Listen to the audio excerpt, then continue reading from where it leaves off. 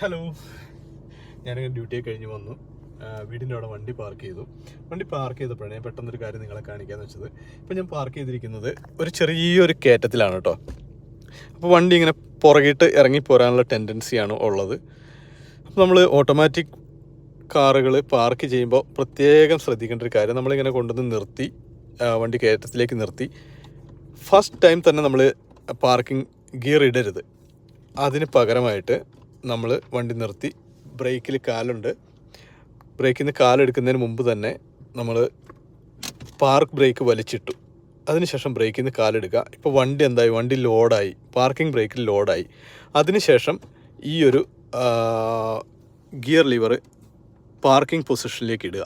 അപ്പോൾ എന്താ സംഭവിക്കുന്നതെന്ന് വെച്ചിട്ടുണ്ടെങ്കിൽ വണ്ടിയുടെ ലോഡ് ഇപ്പോൾ താങ്ങുന്നത് ഈ പാർക്ക് ബ്രേക്കിലാണ്. പിന്നീട് നമ്മൾ ഗിയറിലല്ല ലോഡ് വരുന്നത്.